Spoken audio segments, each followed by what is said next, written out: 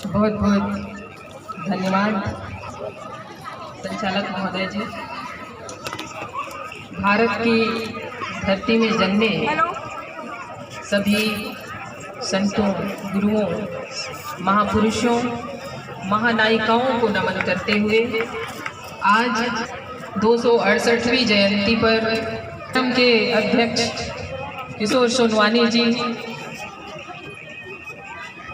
अध्यक्षता कर रहे सम्माननीय रमेश जाटवर जी, मंच में उपस्थित श्रीमती रीना जाटवर जी, विशिष्ट अतिथि के तौर पर श्री एश.आर. मधुकर जी, गोपाल कुर्रे जी और यहाँ मंचस्थ सभी अतिथिगण और इस प्रांगण में उपस्थित मेरे पिता तुल्य बुजुर्गों, माताओं,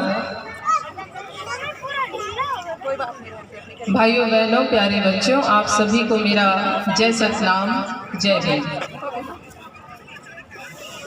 इस तरह के कार्यक्रम में लोग ज़्यादा सुनना पसंद नहीं करते। लोगों को ये लगता है कि ये कहाँ से भाषणबाजी हो रही है, तो इसलिए मैं डरती हूँ आप लोगों की इस सोच से।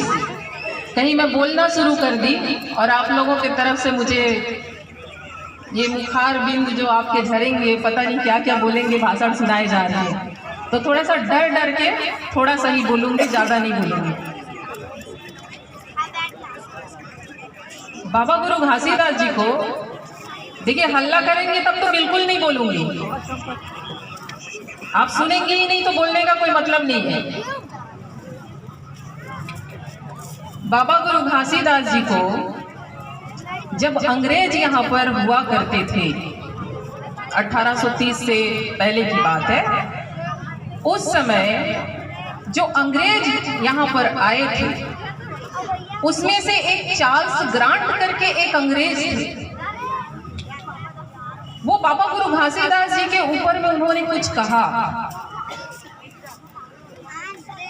बाबा गुरु घासीदास, क्योंकि छत्तीसगढ़ तो उस समय बना नहीं था, ये मध्य प्रांत था, तो मध्य पता है कि नहीं है, मध्य प्रदेश में बाबा गुरु घासीदास को उन्होंने आश्चर्य कहा कि ऐसा कोई पुरुष जो आश्चर्यजनक है, ये उन्होंने लिखा।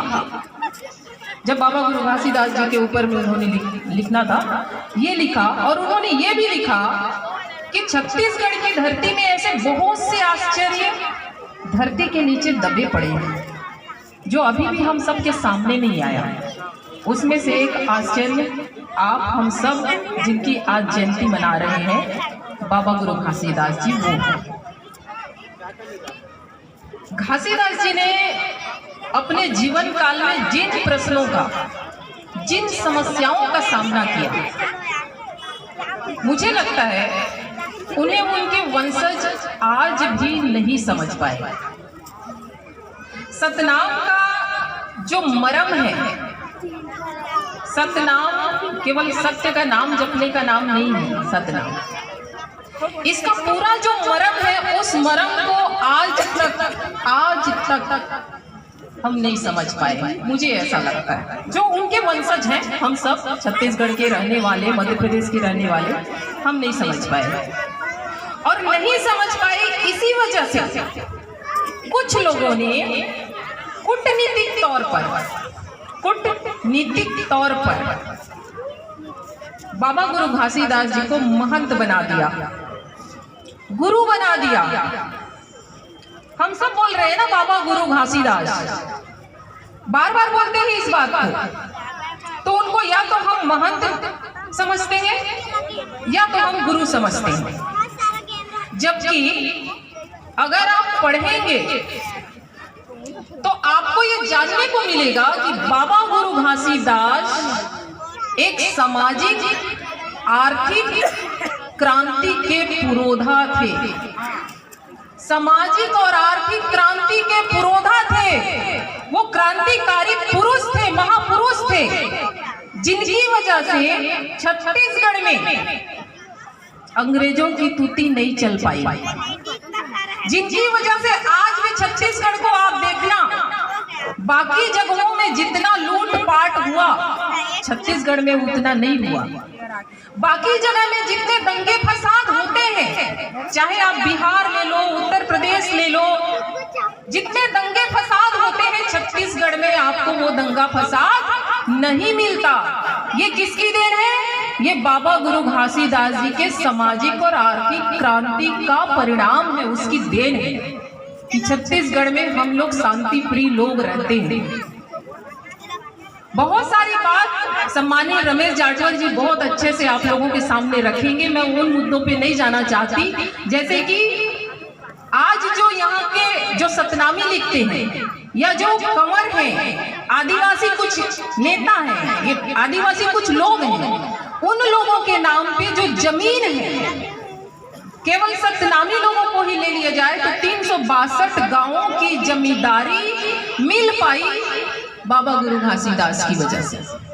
आज जिन भी सतनामियों के पास जमीन है, बाबा गुरु घासीदास जी की वजह से। उन्होंने मालिक मकबूजा कानून लाया अंग्रेजों से पास कराकर, तब जो है छत्तीसगढ़ मध्य प्रांत में आता था और यहाँ की राजधानी नागपुर महाराष्ट्र हुआ करती थी।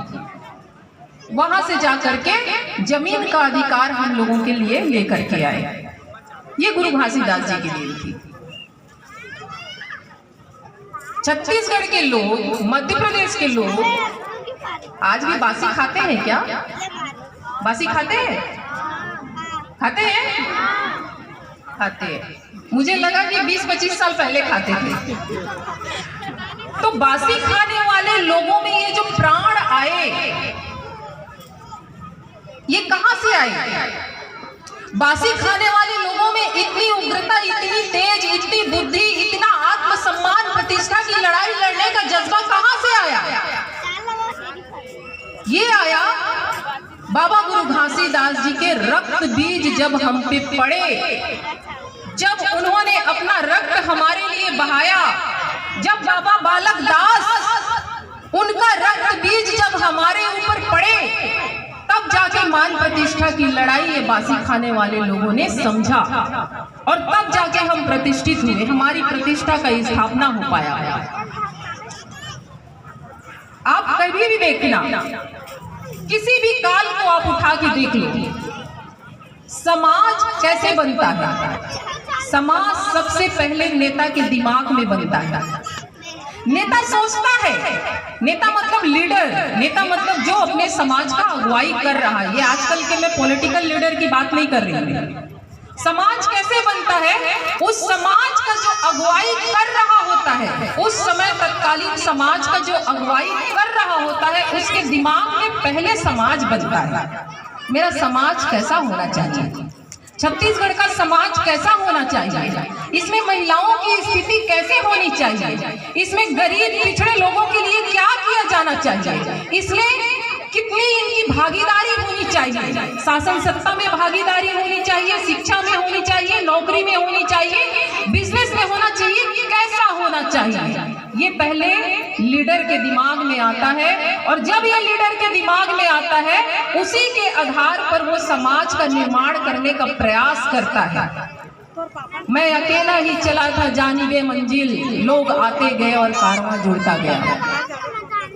तो लीडर अकेला चलता है, अपने दिमाग में उस समाज का संकल्पना लिए और उसके साथ साथ जो उस कल्पना के जितने भी समर्थक होते हैं वो जुड़ते जाते हैं और समाज बनता है। बाबा गुरु घासीदास के अंदर भी ये सोच आई कि छत्तीसगढ़ के जो बासी खाने वाले लोग हैं, जो पीड़ित लोग हैं, गरीब लोग हैं, मजदूर लोग हैं, दूसरे के खेतों में, जमीनों में हल चलाने जाते हैं, मजदूरी करने जाते हैं, खाने को नहीं मिलता है। बहुत सारी परेशानी थी उस समय। टोनही प्रथा बहुत ज्यादा थी, नमोड़ा प्रथा बहुत ज्यादा थी। मैं एक्सप्लेन नहीं करूंगी इन सबको कि किसको नमोड़ा प्रथा क्या बोलते हैं, आप लोग पढ़िएगा, पुस्तक में लिखा हुआ। ये सब समस्याएं बहुत ज्यादा थी। टोनही के नाम पे महिलाओं के ऊपर इतना अत्याचार किया जाता था। ये सारी चीजों को बाबा गुरु घासीदास जी ने समाज से उखाड़ कर फेंकने का काम किया। तो बाबा गुरु घासीदास जी केवल महंत नहीं थे जो किसी वो गुरु गद्दी बनाते हैं जहाँ पर वो नारियल सुपारी पान सब चढ़ाते हैं, वहीं पर बैठने वाले महंत नहीं थे, वहीं पर बैठने वाले गुरु नहीं थे, वो समाज को दिशा देने वाले एक लीडर थे, सामाजिक और आर्थिक क्रांति के पुरोधा थे।